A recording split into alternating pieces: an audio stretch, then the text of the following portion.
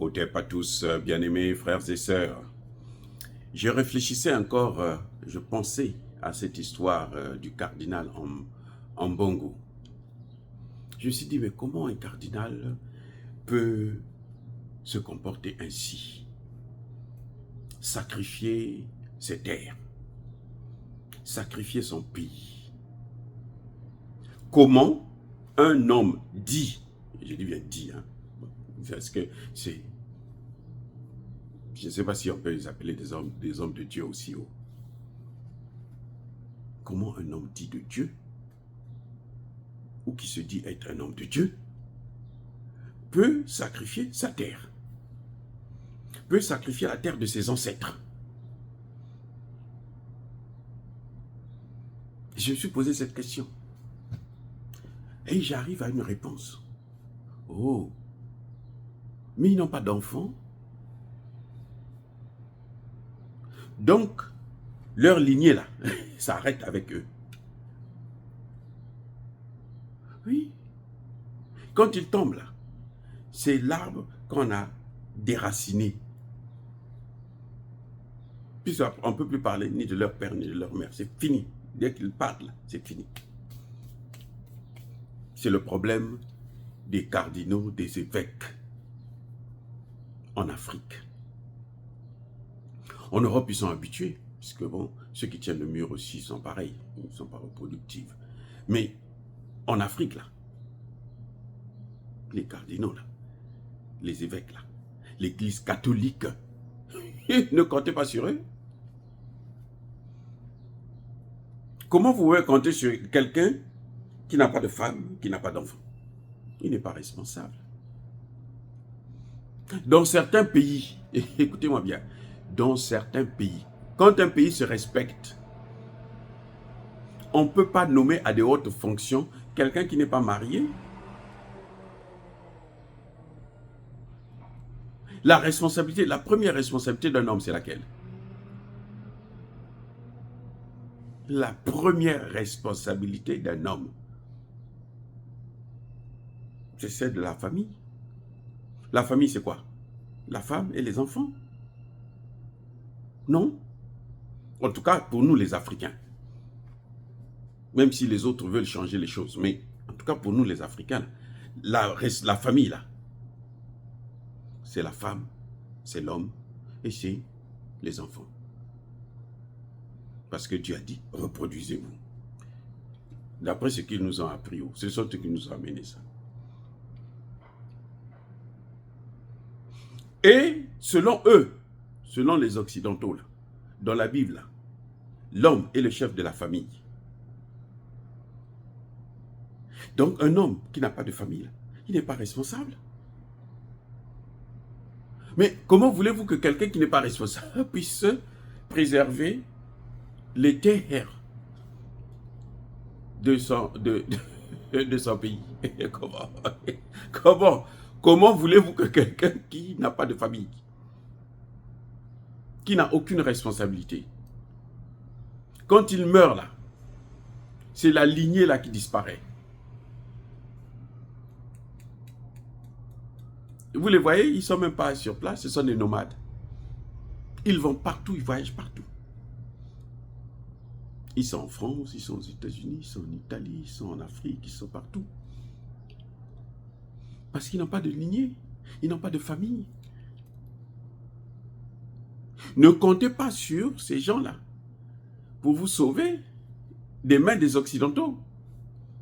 Ce que nous subissons là, même entre nous, Africains, il y a les Occidentaux qui sont derrière.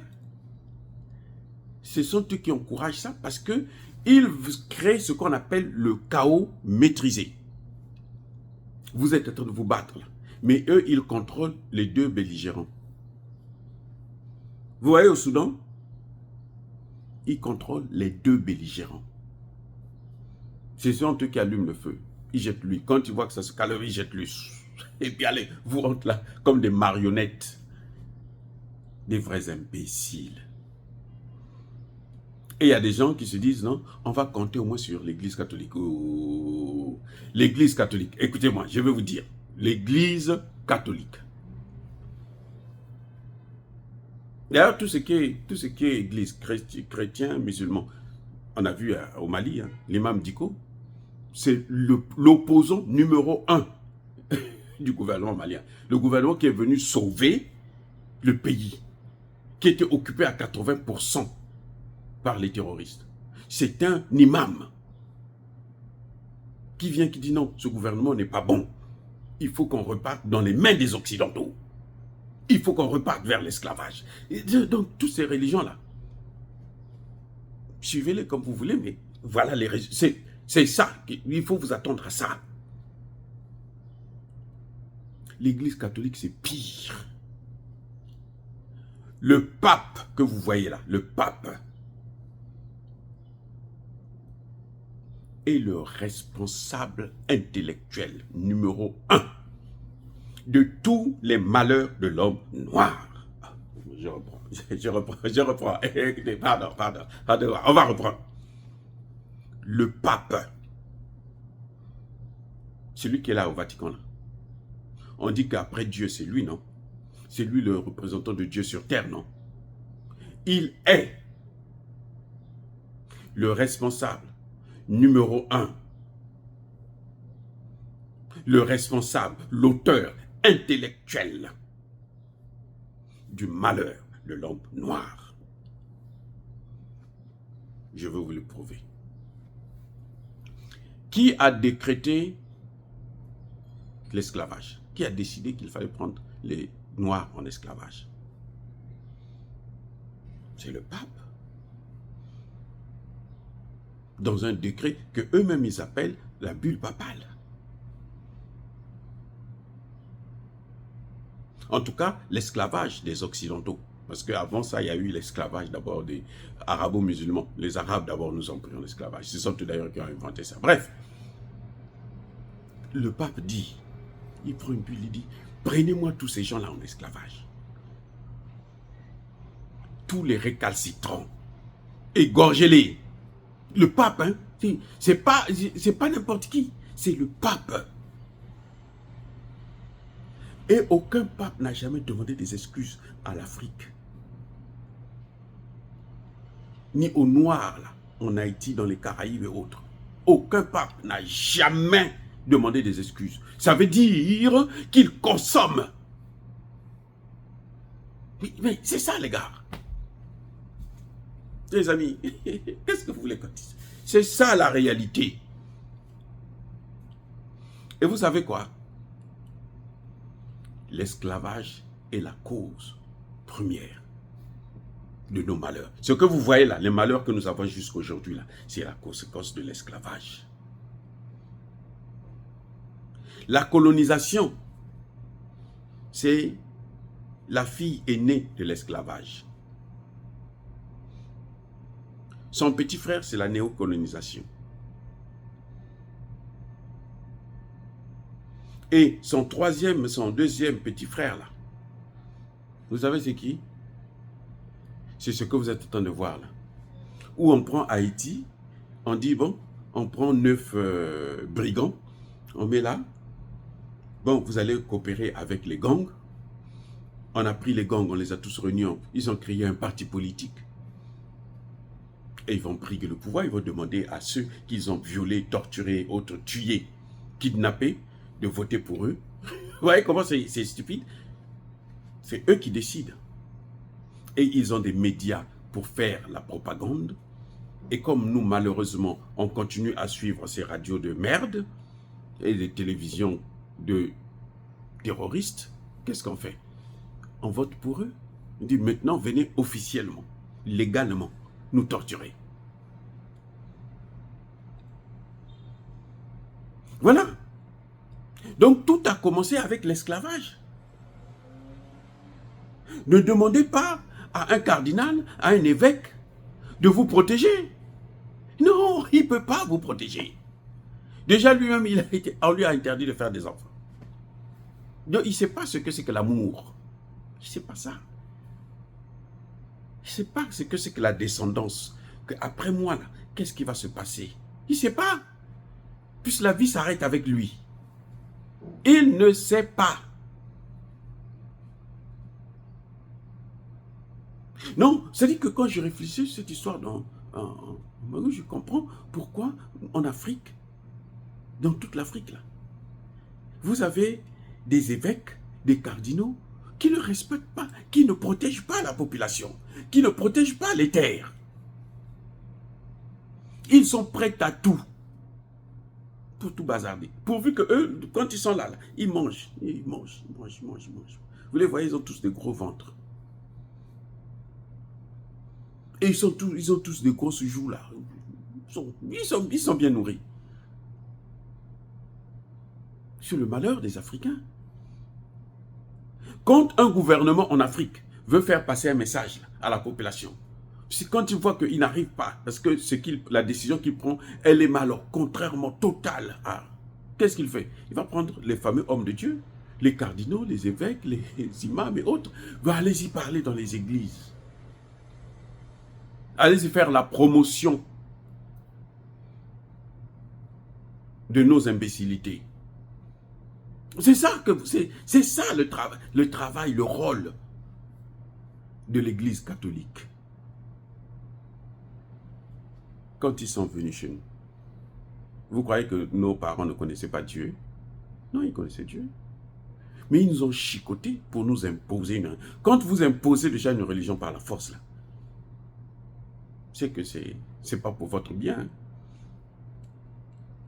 C'est pour le bonheur de celui qui vous impose la fameuse religion. Parce que Dieu, il parle à tout le monde. Jusqu'aujourd'hui. Quand tu es sur la bonne voie là, Dieu te parle. Il dit, c'est bon, vas-y. Mais si tu vois quelqu'un qui vient et te dit, non, non, cette voie-là n'est pas bonne. Toi, tu dis, mais moi, Dieu m'a parlé.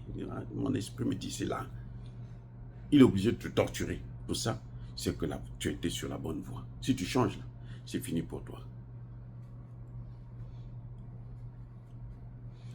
Voilà ce que nous avons, le problème que nous avons avec nos cardinaux et nos évêques. Ce sont des traîtres, ce sont des vendus, ce sont des larbins, ce sont des caniches des Occidentaux et de ceux qui dirigent mal. Parce que ceux qui dirigent mal, c'est pourquoi? Mais c'est parce qu'ils sont avec les Occidentaux. Quand tu diriges bien, les Occidentaux vont te dire non, écoute, arrête de faire ça. Vous voyez pas comment ils sont en train de la pression qu'ils mettent sur Traoré, sur Assimi Goïta, sur Tchani. La pression là, vous croyez que la pression là, c'est pourquoi? C'est parce qu'ils dirigent bien. S'ils dirigeaient mal, ils acclameraient, ils allaient rouler par terre tous les jours. Vous allez voir Macron rouler par terre, comme il est déjà fou. il allait carrément se déshabiller et puis rouler par terre. Vous voyez, c'est malheureux. On ne peut pas compter sur l'Église catholique pour nous sauver. On ne peut pas. Ne faites jamais confiance à cette Église. On a vu là où ils ont pris des cardinaux là, pour mettre à la tête des conférences nationales souveraines. Quelle est la conférence nationale souveraine en Afrique qui a marché? Laquelle? Laquelle? Citez-moi un nom. Allez dans les commentaires, là, je veux que vous me citez un nom. Telle conférence nationale, c'était bon. Après les conférences nationales, il y a eu soit des coups d'État, soit des guerres civiles, soit des... C'était la catastrophe, la débandade totale. Au nom de quoi? De la démocratie. Non, plutôt de la démocratie. Parce que la démocratie, c'est la démocratie à l'occidentale. Je reprends. La démocratie, c'est la démocratie à l'occidentale. C'est-à-dire les Occidentaux, même vous êtes en guerre. Hein. Vous voyez, on dit au Mali, le Mali est en guerre contre le terrorisme. La guerre qu'eux, ils ont imposée au Mali. Ils disent au Mali, organise les élections.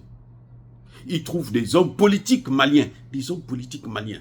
C'est-à-dire qui mettent la cravate, la veste et tout, qui sont bien assis. Ils ont beaucoup d'argent. D'autres étaient des premiers ministres, des ministres. Et ils disent, oh, il faut organiser les élections. Hein. Même s'il y a la guerre, c'est pas grave. Les mêmes, ils vont en Ukraine. Ils disent c'est impossible d'organiser les élections en état de guerre. Allez-y comprendre maintenant. Donc, sa démocratie, là, si c'était bon pour nous, là, ils n'allaient pas nous autoriser à aller vers la démocratie. C'est parce qu'ils savent qu'à travers la démocratie, ils peuvent nous contrôler. Ils peuvent nous détruire. Et c'est ce qu'ils ont toujours fait. Oh, bien-aimés frères et sœurs, je persiste et je signe, soyez bénis. Ne comptez pas sur l'Église catholique parce que elle ne vous apporterait que dalle. Oui, elle ne nous apportera que dalle.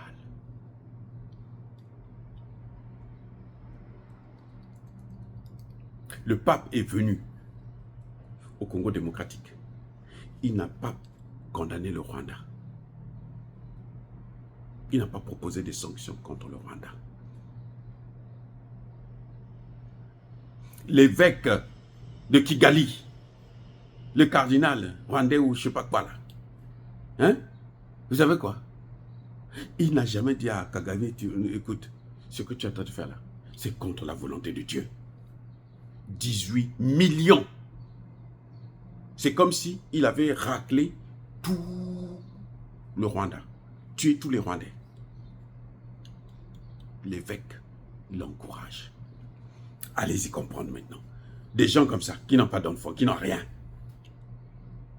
Ils vont protéger vos terres. Vous croyez à ça? Mais attendez, il y a un problème avec nous, les Africains. Soyez bénis, abondamment bénis par le Dieu des Kémites et par nos ancêtres angélisés, mais que tous ceux qui persécutent le continent africain, le pillent et le déstabilisent, qu'ils soient noirs, blancs, chinois, arabes, juifs, indiens ou qui qu'ils soient punis, maudits, foudroyés, neutralisés, écrasés, effacés par le Dieu des Kémites et par nos ancêtres angélisés. Vive l'Afrique éternelle, j'ai dit et j'assume.